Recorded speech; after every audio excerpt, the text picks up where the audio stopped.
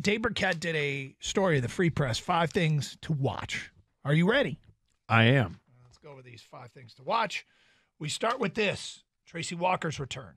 Of course, he suffered the Achilles tendon injury back in week 3, and we all know that obviously missed the rest of the season. So he was an asset. He's a good player. I do wonder if the back of my mind where he stands in terms of their pecking order with the addition of Brian Branch, if healthy, he and Kirby Joseph are the starters, right? Yes, Tracy Walker and Kirby Joseph should be the starters if he's healthy, if he's ready to go. Yeah. And apparently he's looking pretty good, I guess. And has the same injury, with the Achilles that Okudah had, and Okudah was able to play. Romeo Okwara?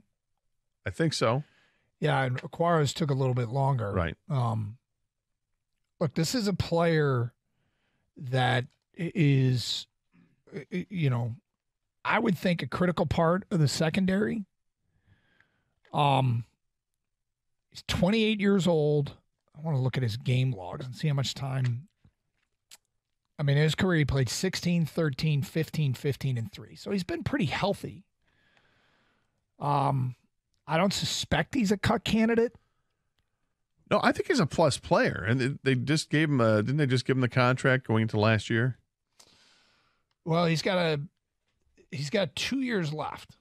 He signed a 3-year contract. So, yeah, it was going into last year. He signed a contract. There's a potential out for 2024.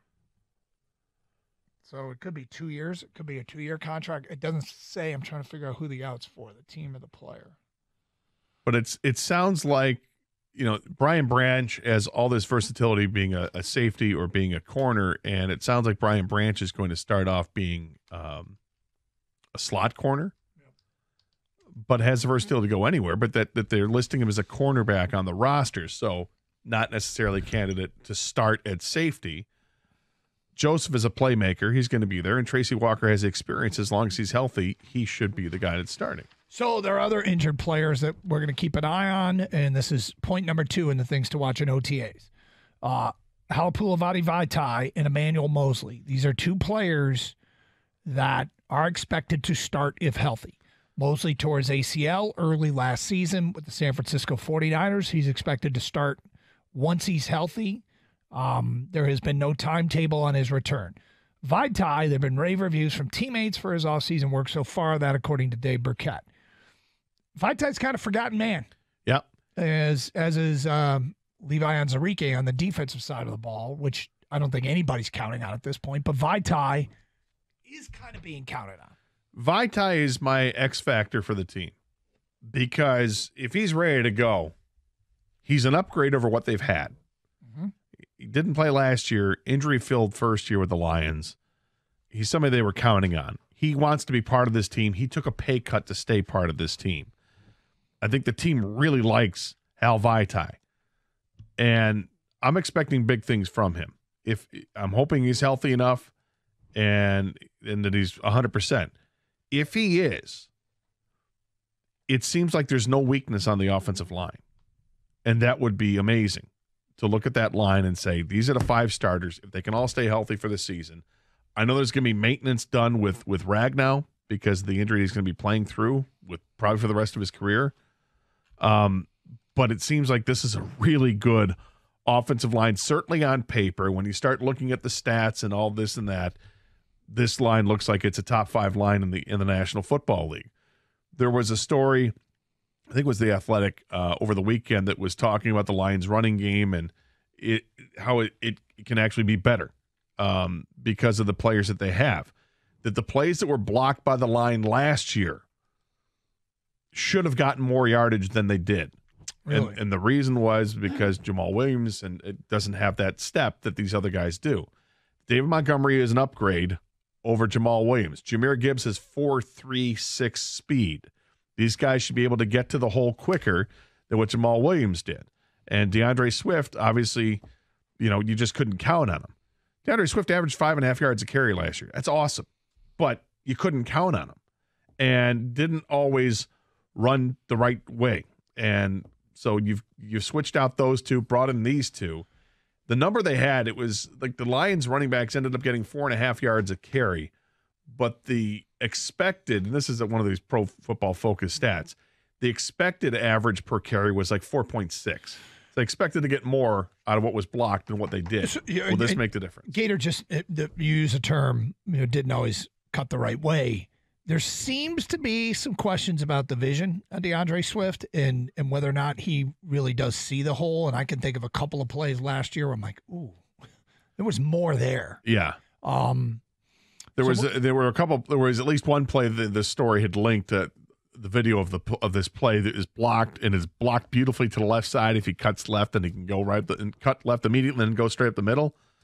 And he didn't. He strung it out to the right side. Now it's picking and choosing your spots to support your story. That's fine. And then they show the same thing with Jahmyr Gibbs back when he was at Georgia Tech, and it's really kind of the same kind of play. You can choose to go to the right side or go to the left. It's blocked to the left beautifully and then cut up the middle, and then Jahmyr Gibbs makes guys miss. And the article talked about how Jahmyr Gibbs makes guys miss every 4 plays. He's going to make somebody miss. Whereas Jamal Williams was 100 times, like 108 out of 900 and something carries, he made somebody miss. So it's 1 out of 9 as opposed to 1 out of 4. Big difference.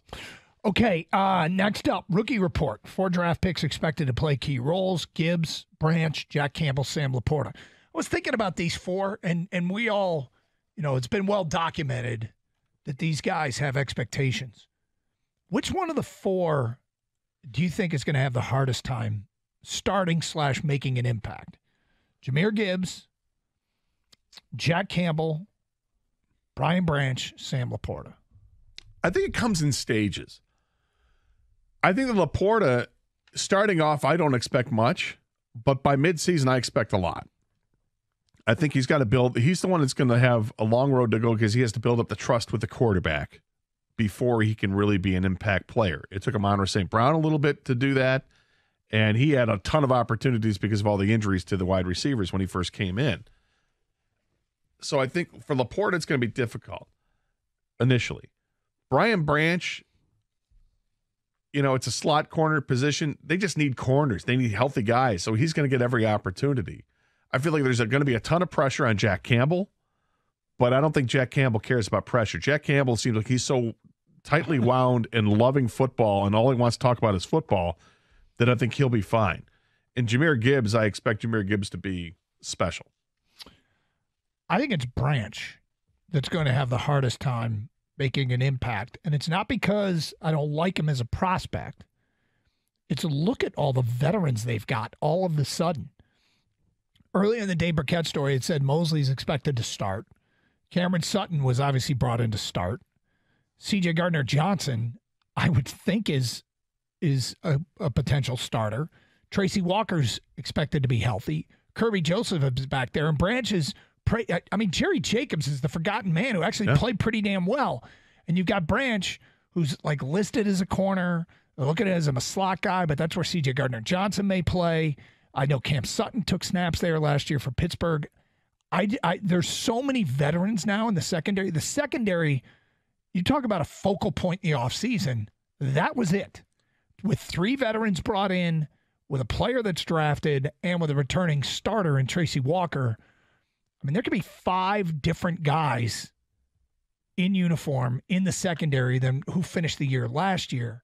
And I just don't know that the opportunity is going to be, as much as they love Branch, I'm just not sure that he's going to be able to beat out one of those veterans for playing time. He may not. And that's a good point to bring up. Mosley's injury is one that you don't know where he's at. And I guess he hasn't really been talking about how far along he is. But that's when you got to see once they hit real training camp, is he going to be a participant or not? And if he's held out for a little bit, then that can give you a little bit of an indication that, okay, it's going to take a few weeks for him. Maybe he starts the year on the PUP list, and that's where the opportunities come for Jerry Jacobs or Brian Branch. And Jacobs would have the leg up because he's been part of the system for a couple of years.